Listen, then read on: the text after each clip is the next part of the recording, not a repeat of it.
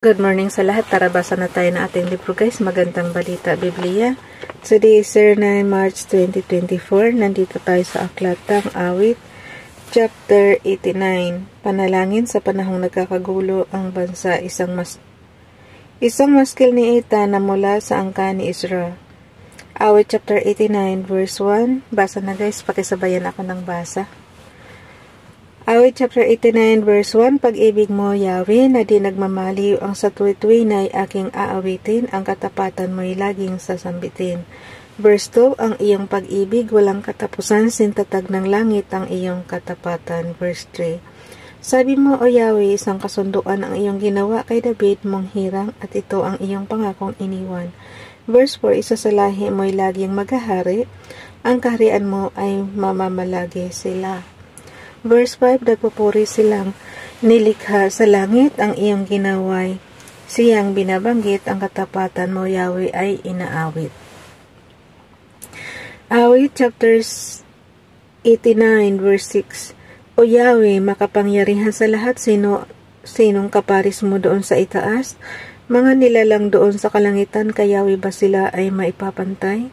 Verse 7, sa pagtitipon man ng lahat ng hinirang, may banal na takot sa iyo at paggalang. Verse 8, O Yahweh na makapangyarihan, Diyos, O Yahweh, mayroon pa kayang katulad kang lubos?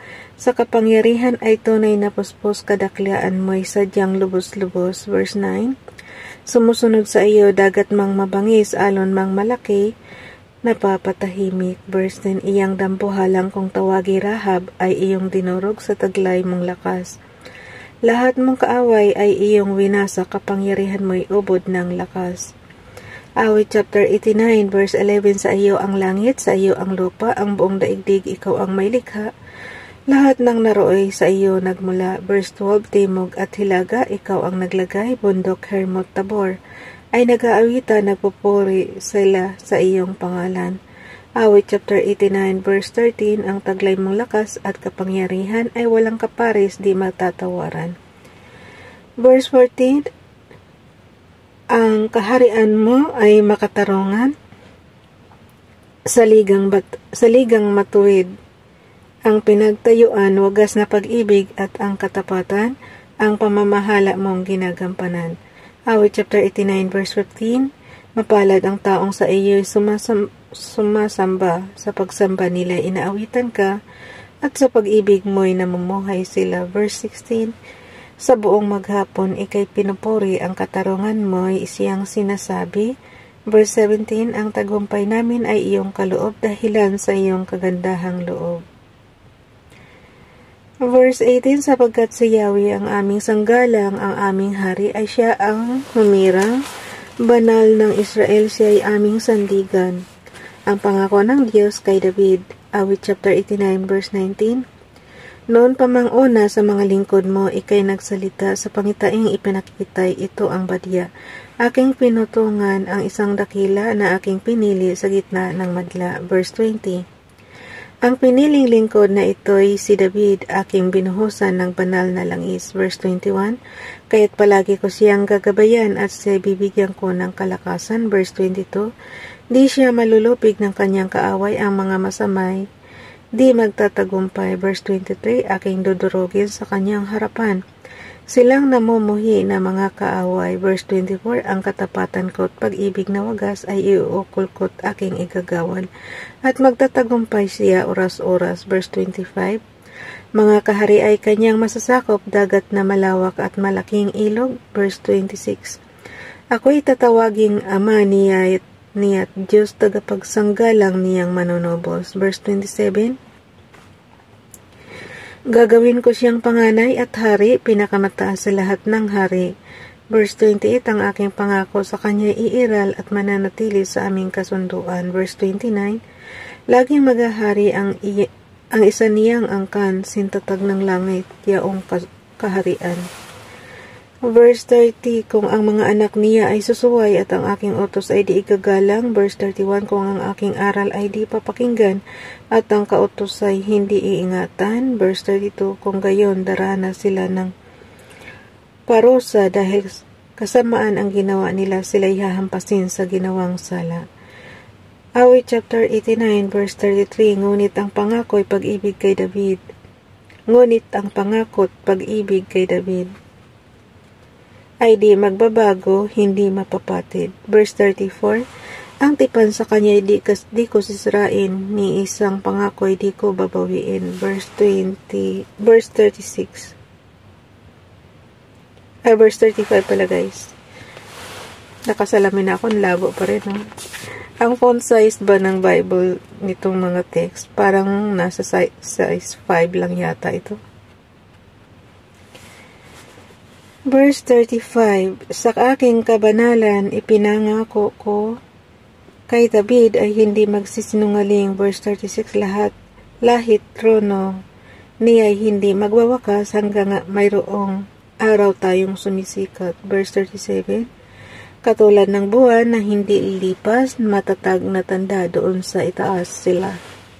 Hinagpis sa pagkatalo ng hari. Awit chapter 89 verse 38, subalit ngayon siyang iyong hirang ay itinakwil mo at kinagalitan. Verse 39, binawi mo pati ang iyong tipan, ang kanyang korona ay iyong dinumhan. Verse 40, ang tanggulan niya ay iyong winasak, mga muog niya ay iyong ibinagsak. Verse 41, lahat ng magda ay nagsasamantala, ang ari-arian niya ay kinukuha, bansa sa paligid pawang nagtatawa. Verse 42, iyong itinaas ang kanyang kaaway, tuwang-tuwa sila at pinapagtagumpay.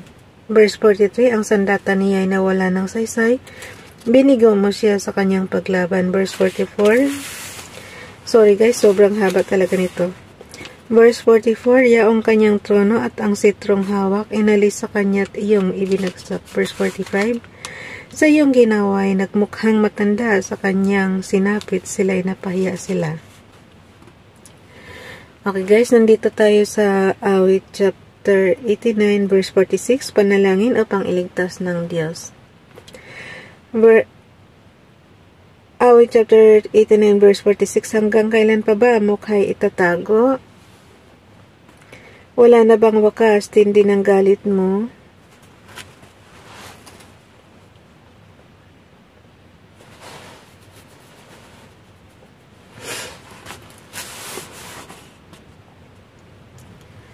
Okay, nandito na tayo sa aklat ng Awit, chapter 89, verse 46, panalangin upang iligtas ng Diyos.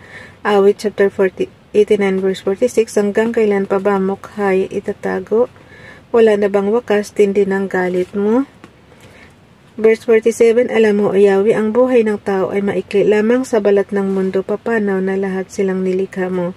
Verse 48, sino bang may buhay na hindi papanaw? Paano iiwas sa kanyang libingan? Tayong mga taong ngayon nabubuhay sila. Lahat po mamamatay. Diba? Kahit nga yata yung nabuhay ulit noong araw, ay namatay din ulit eh. Yung naalala niyo yung sumama sa karamihan guys. Wala na tayong balita kung, diba, syempre. Hindi na nakalagay sa Bible kung namatay ulit sila or ano. Verse 48 guys, sino bang may buhay na hindi papanaw? Paano iiwas sa kanyang libingan? Tayong mga tao ngayon nabubuhay sila. Verse 49, nasaan ang alab ng dating pag-ibig at tapat na sumpang ginawa kay David? Nasaan, O Diyos, iyong ipabatid? Verse 50, iyong nalalaman ang mga pasakit ng aba mong lingkod na pawang tiniis, ang mga pagkutya na kanyang sinapit sa kamay ng taong pawang malulupit. Verse 51, ganito tinuya. Verse 51 guys, pakisabayan ako.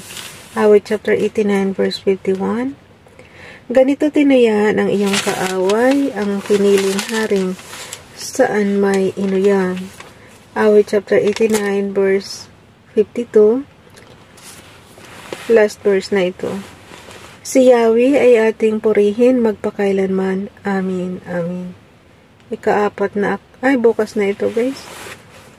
Medyo umano yung lalamunan ko ngayon. Hindi maganda. Bye everyone. God bless.